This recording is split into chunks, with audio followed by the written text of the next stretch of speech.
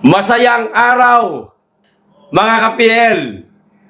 Nagsalita na po si Mayaman Challenge Francis Leo Marcos. Nag-real talk kay General Marbil. Ipinagtanggol po si VP Inday Sara nitong mama, mga ka-PL.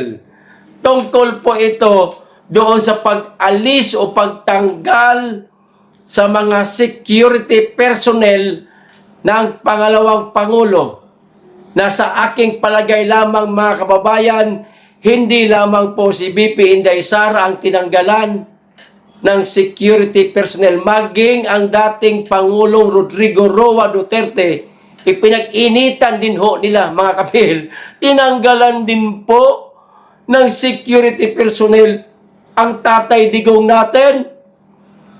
Ganyan katindi si Bangag, mga kababayan. Sa utos ni Bangag, sumunod naman itong si Marbil. Ano ba galit nitong mga bangag na ito sa dating Pangulo? Pinakisamahan silang maigi.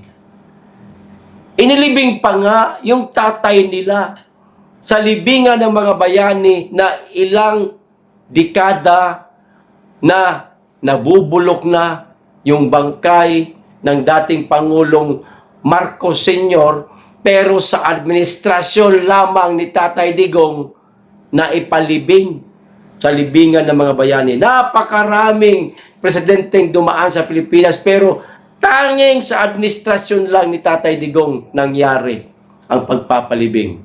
O eto ho ang video ni Mayaman Challenge Francis Leo Marcos, mga ka-PL. Himay-himayin po natin. Ganto ko lang po para iwas po tayo sa copyright. Okay? O, eto na. Si Mayaman Challenge. Ayan. Dapat, General Marbil, maging independent ka sa pagdidesisyon. Ayun. Dapat maging independent ka. Dapat hindi ka susunod sa utos ng kahit na sinong politiko. Maging tapat ka. Sandali. Wag di umanong sumunod. O wag maging sunod-sunuran si General Marbil sa kahit sino mang politiko. Teka, sino ba ang politikong binabanggit dito ni Francis Leo Marcos, mga ka-PL? Pwedeng si Tambaluslos? O pwedeng si Dayunyor mismo na kaapelyedo niya, mga ka-PL? Kasi pag binanggit natin si F.L. Lisa, hindi naman politiko yan. Palaka man yan. O diba? O tuloy natin ang video. Administrasyon. Ayun. Yan ang hingi ko sa'yo. Ayun. Maging tapat ka sa administrasyon. Sapagkat tungkulin mo yan na protektahan ang administrasyon. Ayan. Unang banat, o unang nabanggit ni Mayaman Challenge, dapat protektahan mo ang administrasyon. Tama, mga kababayan. Hindi lamang sana ang kasalukuyang administrasyon, maging ang taong bayan, no? Na ngayon, tulad na lang ng sa KOJC, na nakakaranas po ang mga membro doon ng tila panghaharas nito mga kapulisan. Dapat si Marbil ito manguna na wag nyong gagalawin yung mga taong yan. Wag nyong sasaktan, wag kayong mangharas sa lugar na yan. Magsilbi lamang kayo ng arrest warrant o search warrant. Ganon. O tuloy natin. Tungkulin mo na pangalagaan ang seguridad ng ating Pangulo at ng kanyang pamilya. Ngunit, tungkulin mo rin na pangalagaan ang seguridad ng ikalawang Pangulo ng Pilipinas at kanyang pamilya. Huwag Maliwanag. Tungkulin mo rin, Marbil, ayon kay Mayaman Challenge Francis Leo Marcos, na protektahan mo din ang buhay ng pangalawang Pangulo at ang kanyang pamilya. Maliwanag tayo dyan. General Marbel, bakit tinanggalan po ninyo ng security personnel?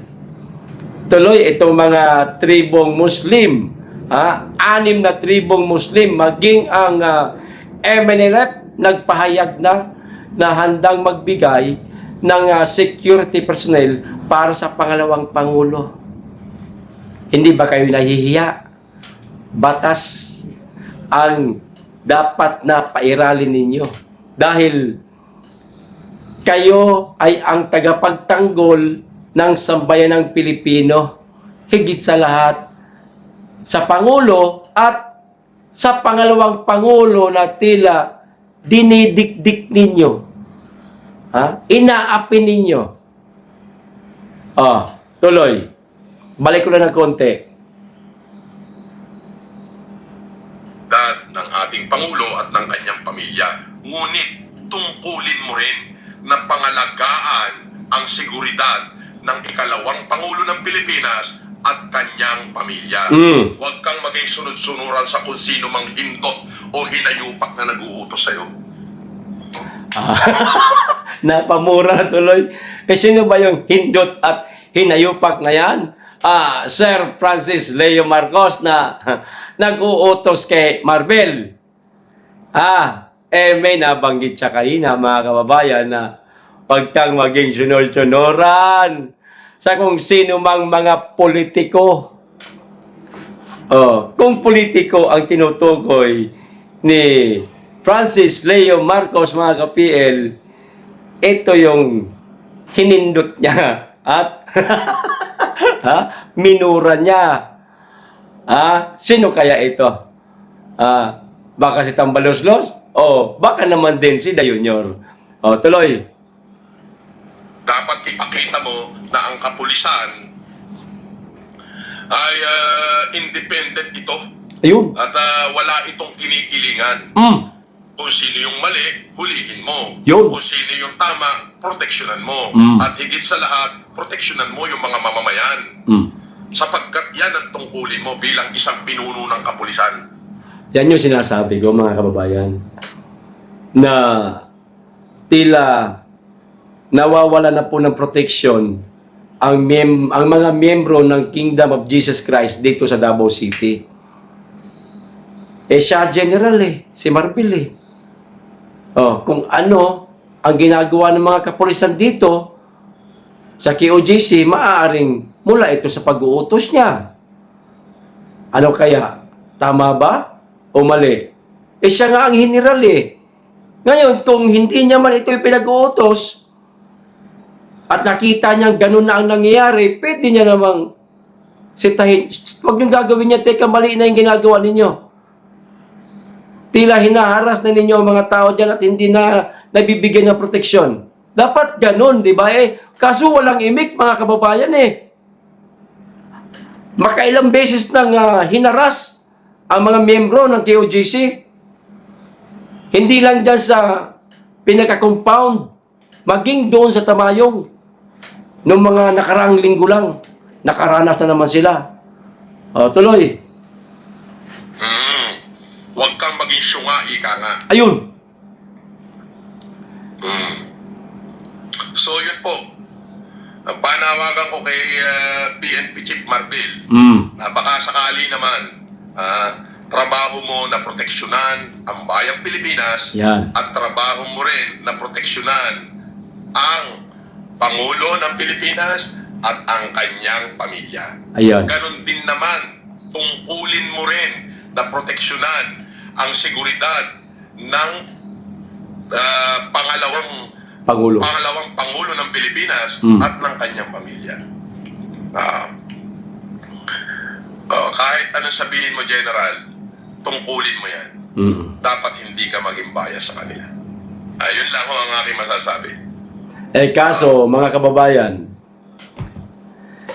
tila naging bias na itong si General Marbel. Hindi ho natin alam bakit nagkakaganito. Itong may pinakamataas na pinag-aralan pagdating po sa batas ng Pilipinas, pulis yan isa sa mga pinag-aaralan nila Di ba? Na dapat protektahan mo rin ang mga kababayan, simpleng mga mamamayan. Ayan.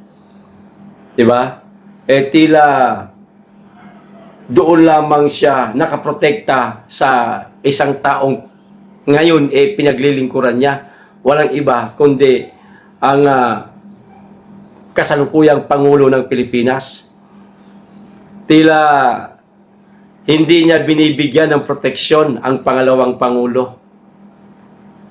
Porque ba Duterte at medyo may girian ngayon ang Duterte at Marcos, aalisan ninyo ng security personnel? Nasaan po ang hustisya? Hindi ho kayo patas. Hindi ho kayo para sa pagbibigay proteksyon sa bawat tao sa ating bansa. Kundi sa isang tao lang. Baka naman, mayroong ipinangako sa inyo. General Marbil, kaya kayo nagkakaganyan. Wag ho kayong maniniwala basta-basta sa mga pangako sa inyo. Ginogoyo lang kayo niyan. Kung yung 31 million nga, nagoyo niya na mga bumoto sa kanya, 31 million, pinangakuan, tapos ngayon nasa ng pangako, nasunog. Ikaw pa kaya na nag-iisa ka lang? Baka dumating ang araw, masabi mo rin na alang iya, nabudol ako ni Da Junior. Abay, mag-ingat-ingat po kayo. Tandaan ho ninyo, ang Pangulo ng bansa, matatapos at matatapos ang kanyang termino. Bababa at bababa siya. Pero kayo, mananatili pa kayong general sa mga susunod na mga magiging Pangulo ng ating bansa at baka si Inday Sara. Maging Pangulo ng bansa yan. Paano ka? Hindi mo ba iniisip yun? Tandaan mo, bilog ang mundo. Kung ngayon, nasa baba ang mga Duterte, baka bukas, nasa taas naman sila.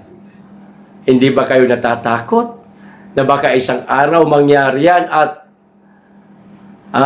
kayo naman ang pag-initan? Abay, mag-isip-isip po kayo, General. Okay? Hanggang dito lamang po, mga ka-PL. Maraming salamat. Pag-iingat kayo lagi at higit sa lahat, mahalin po natin ang Pilipinas. Be blessed.